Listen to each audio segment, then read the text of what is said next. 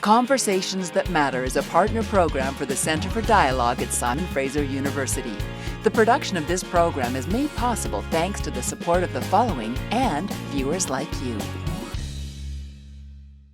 James Hoggan, welcome. Thank you for having me. You have a very interesting book here, I'm Right and You're an Idiot, The Toxic State of Public Discourse. And I think we're seeing it unfolding in a way that we haven't seen, well, ever. What's at the heart of why we're having so much trouble communicating? You know, that may be too big a question for me, but I'm a public relations guy of 30 years, and I've always been kind of interested in how people in my business go about doing what they're doing, including, you know, trying to get better myself, professional development, and so on. And I've, you know, over the years struggled with a lot of clients and ethical challenges that certain industries and companies have, or, you know, reputational problems that they face. And early on in my career, myself and many of the people I worked with in my agency, you know, we would see this. You know, we would get a phone call from a tobacco company wanting us to represent them in a lawsuit against, or some person suffering from cancer who's bringing a lawsuit against them. And so we'd struggle with, you know, are those the kind of people we want to represent? Is that the kind of argument we want to make? You know, what's going to happen to our reputation if we take on this big reputational problem that this industry has? So early on, I decided that the issues management and crisis management business that I was in, the public relations business that I was in, was ultimately a character test. And that the best way to have a good reputation, to develop and maintain a good reputation, is you do the right thing, then you work to be seen to be doing the right thing, and you don't mix those two up. Well, then you don't have to spin anything. Yeah, and it's not like, you know, we don't have differing opinions, or, you know, we don't have to make strong assertions or convince people or persuade and so on. That's, I think, you know, an important part of my business is the kind of passionate kind of debate and conversation. But more and more, we have industries that have a lot of trouble with their products. You know, the oil and gas industry, the coal industry, the fossil fuel industry. Its products are warming the planet. You know, I mean, just think of if you were the CEO of a company like that, how difficult it would be to defend the reputation of your organization. And so there is more and more people in my business, in the public relations business, who have started to think that when they can't win an argument, that the best thing to do is attack the integrity of the people who are disagreeing with you. So whether it's David Suzuki, or, you know, Al Gore, or, you know, the National Academy of Sciences in the United States, these folks are under attack because they're talking about what scientists are finding about climate change. Well, I think that if we looked at Dick Cheney and Donald Rumsfeld, they probably elevated that line of attack to an art form that had been unseen. And it's as though they started to set a standard and many other people have fallen in behind it. And it doesn't seem to matter what the issue is. I don't like you, so therefore, or I don't like what you stand for. What I'm going to do is I'm going to take one element of what you say, I'm going to distort it, and then I'm going to attack the distortion. And now I create a debate. Yeah, and if you're not making a mistake and stumbling, I'll make one up for you. And, you know, I interviewed Noam Chomsky for my book, and Chomsky said, the technique is this: if you're having difficulty with an argument, you're on the wrong side of an issue, shriek, call people names, attack them personally, you know, do anything that you possibly can to raise hell so that you don't actually have to deal with an argument that you're having a lot of difficulty making. And so I think what we're seeing is a lot of that. And I think you're right that it is something that has been developing, and I just see it more and more. And certainly it's not just in the environmental world. When I was writing my book, I was concerned about environmental issues and how people could sort of just, you know, keep ignoring it, you know, and or how it would be that people, you know, a bunch of political operatives could win a debate with legitimate scientists when they had no science on their side, very little credibility on their side, against people who had virtually all the science on their side and credibility. And, you know, if you look at the debate about climate change over the past 15 years or so, that's kind of the history of it. And so that puzzled me. But when I started writing the book, what I realized is you're having the same things happen if you're looking at things like immigration in the United States, if you're looking at gun control, whether you're looking at some, you know, use of pesticides, it could, homophobia, whatever it is. yeah. And there's just a kind of a nastiness, and it's way beyond just being uncivil or not following Marquess of Queensberry rules in public debate. This is basically an attempt to take issues and change the meaning of them so that it's not, you can no longer have a debate about the right and wrong of something, because the issue becomes something, once these people have finished playing with it, the issue has become something that people like you and I don't believe this. And if you do believe this, you can't be one of us, you must be one of them. Well, that's another part that's come into this. You know, in your book, you cite the fact that we're living more and more isolated lives. We're interconnecting to the world through the internet, but people aren't really seeing us. And so we're feeling emboldened to say, I don't like that, or you're an idiot, or that's a dumb idea, as though somehow that's going to move us forward. And it's happening more and more. I can't help but think, if we take a look at the model of Dick Cheney, who was so devastating in his attacks on people, we go, well, he was the Vice President of the United States, he could get away with that. And now we're seeing it being magnified in the embodiment of Donald Trump, to the point where people are feeling emboldened to say just whatever they feel, as though somehow that's okay. But I don't know where that gets us in developing anything. And so when your book came along, I thought, oh my gosh, this is exactly the malaise that we're living in right now.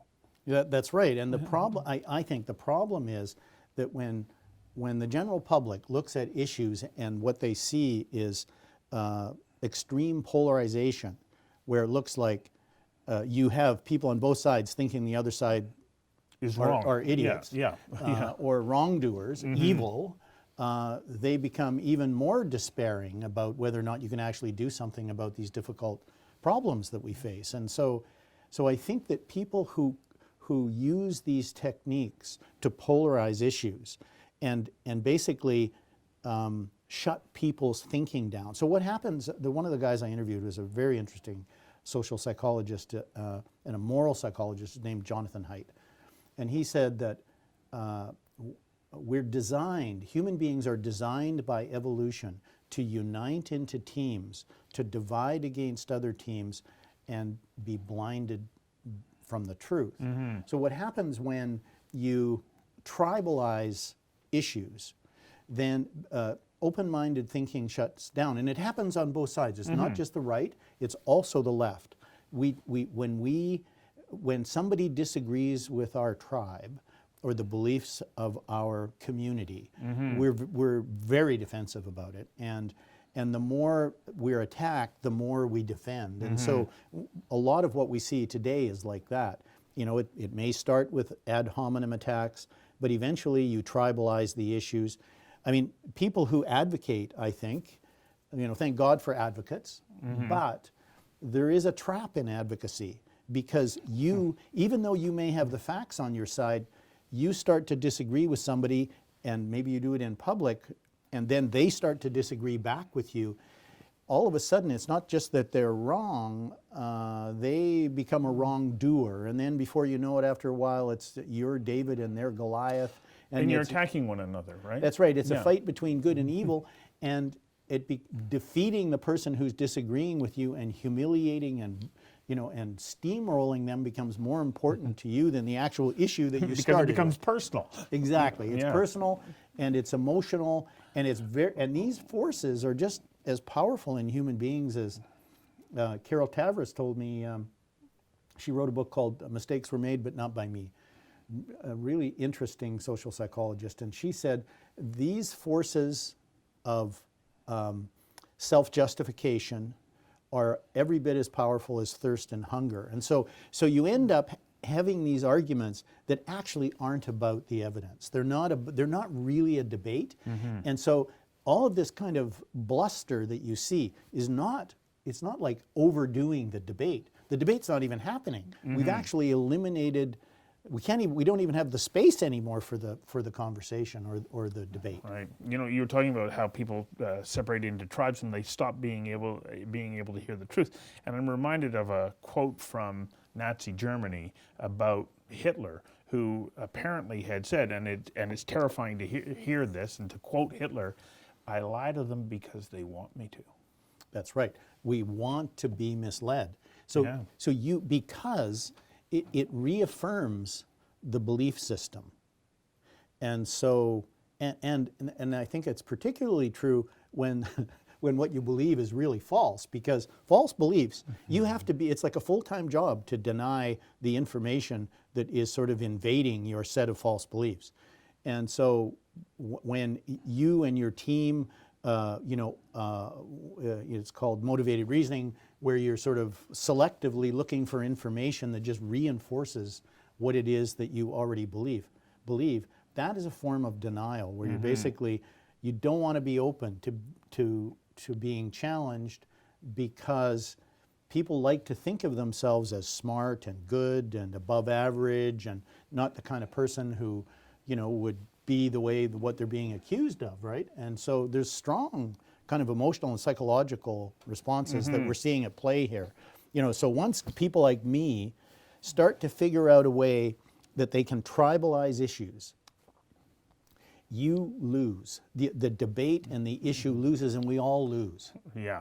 The reasonableness goes out of it. Well, I found it interesting that you had interviewed George Lakoff, whom I have interviewed in the past, and I think that he's an extraordinary linguist and provides tremendous insight into how you can be so easily manipulated through framing and metaphors. Right. And so you add that into the mix, you get people, and it doesn't matter what side of the equation they're on or the argument that they're on, if they know what they're doing and how to evoke that emotional response that is going to, fire up your buttons, how do you, as the average person, combat that or start to understand where the truth is? Yeah, I know, but for me, I kind of part of the way through the book, when I started the book, I was thinking about this problem outside of myself, right? So I was sort of thinking of it as a problem in the public square, and me being, someone who's sort of an observer and a small participant in this. But as I kept talking to people, talked to the Dalai Lama, talked to a lot of spiritual and kind of moral leaders, I started to realize that something Peter Senge said to me, the quality of an intervention is determined by the inner quality of the intervener. And I kept hearing that in that lesson in different ways. Take the board out of your own eye before, you take the sliver out of somebody else's. Karen Armstrong said to me, remember what St. Paul said, charity takes no delight in the wrongdoing of others. And, somebody else said to me, you should remember you too could be unknowingly under the influence of bias. You could be wrong. And so I start to think like, whoa, so it's not like I'm some kind of innocent observer in this whole thing, right? And I started to look at that part of it and realizing that even if you do have the facts on your side, even if you know that what you believe that what your position is the morally right position, it's a good idea to sort of hold your beliefs lightly and to try, even if people don't deserve it, in your mind, to assume that people are well-meaning and that they're not evil. Because I don't think most people are evil. I mean, there may be some really bad, there's Dick Cheneys around, and we can't be stupid. Right. But at the same time, I don't think most people are like that. I agree with you. And so I think if you can kind of show someone that you're kind of willing to be open to what it is that kind of questions your views and maybe respects theirs a bit, then I think the conversation can start as opposed to it just being kind of a gridlock. I'm reminded, I saw Bill Clinton speak here back in 2001, shortly after 9/11, and he was talking about the nature of truth. And he said, you know, most of us organize our lives in silos. You know, I'm a man, you're a woman, I'm a lawyer, you're a doctor, I'm this, you're that, I'm a liberal, you're a conservative, and so on. And he says, so we've got all these silos. And he says, why do we do that? We do it because it makes it easier for us to navigate the lives that we've created for ourselves. He said, but then there's all this other stuff that's in and around those silos, between them, above them, and below them. And in that is the richness of life, and you start to be able to understand other perspectives and broaden your own horizons. But oh my gosh, is it ever hard to do? Like, I started this show for that very reason. I went, well, I actually want to talk to people. I don't want to hear sound bites. I don't want to hear spin. I want to talk to people, and I want to talk to them from different perspectives. When I talk to somebody who's on one side of the spectrum on an issue, all of a sudden I get people over here telling me, you're too soft on them, or you shouldn't have them on your show. And then the other way around. And so, as you pointed out, everybody has this challenge. How do I open myself up and listen to someone else? It's tricky. And it's very, for particularly somebody like me, I think I'm I think I'm a particularly good example of the problem that I. How so? Well, I think I'm, I mean, I started a blog called Desmog Blog that kind of goes after people who are trying to misinform the public, in my view, about climate science.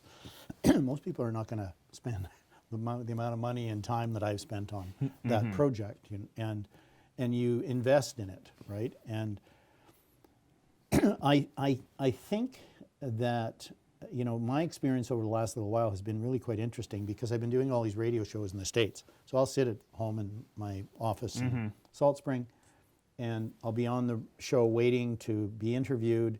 And this one, about a month and a half ago, all of a sudden an ad came on, and it was, yes, and Glenn Beck will be on in an hour and a half, blah, blah, blah. You can ask him. And I thought, what the hell kind of radio show is this? So it turns out it's like a, you know, rolling into work, right-wing radio show, like highly partisan.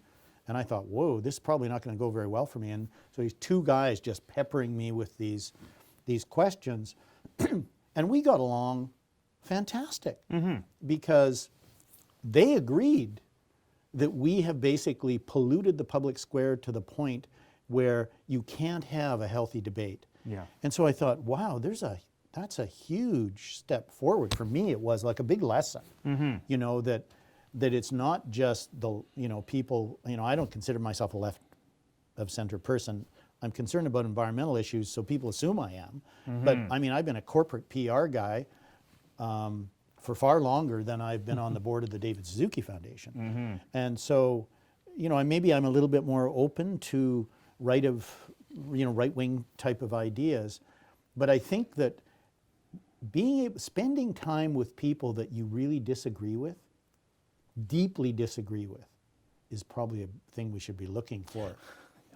A friend of mine said to me, she said, what's the point of hanging out just with people who agree with you all the time? How are you ever going to learn anything new? Right. She said, you're better off going locking horns with somebody who goes, you're full of it. They force you to learn new aspects of your own argument as well as look at life from a different perspective. And you're just saying that's exactly what's happening to you. That's exactly right. Yeah. And so there was a point there are two things that happened, two interesting, I don't know how much time we have left, but do we have enough time? Only 4 or 5 minutes. Yeah. Okay, well, just two quick stories. There were big lessons for me in the book. So David Suzuki and Gregor Robertson and I, a couple of years ago, spent an afternoon at UBC with a Vietnamese Zen Buddhist monk named Thich Nhat Hanh. And he's very famous in Buddhist circles around the world, and he was a very good friend of Martin Luther King's. He's in his early 80s, but sharp as a tack. And we were sitting down talking, and he was saying to Suzuki and I and to Gregor that we needed to bring meditation into our work with environmental issues. And so I said, you're not saying we shouldn't be activists. So, you know, that David Suzuki shouldn't be an activist, are you? I mean, Canadians expect him to, you know, have a strong voice and stick up for the environment. And he looked at me and he said, speak the truth, but not to punish. And I remember thinking, whoa, it was like somebody punched me in the solar plexus. I thought, whoa, like, wow, that, and then as we were walking off the stage afterwards, because there was a small audience there, my wife was in the front row and she said, you heard what he said, right? Speak the truth, but not to punish. And I think there's an enormous lesson in that. Certainly there is for me. Yeah. That it's great that we have these debates and disagreements and that we participate in democracy. The last thing we want is people not to care, not to get involved. But we have to be really careful in the way that we treat people who are on the other side of the argument, because there are ways that if we're too aggressive, that we can actually undermine the very democracy that we're trying to participate in. Right. So to me, I think it was a great, now, so the other one was with the Dalai Lama. And I was in Dharamsala and we had just had this great conversation and we're standing up at the end of the interview and somebody shut the TV camera off. And he reached over and tried to touch my forehead with his finger. And he said, we like to think the Western mind is more sophisticated. But he said, oh, in Tibet, we operate from the heart. And I think that may be stronger. Maybe if we take the Western mind and the Tibetan heart together, we can start to deal with some of these problems. Now, your next book is how do we move to one of reconciliation or being able to get along? Yes. So that's a little bit, you know, I think a good starting point is assuming that people who disagree with you are well-meaning. And I couldn't agree with you more. Unfortunately, we're out of time. Thank you for doing this. Thank you. Yeah.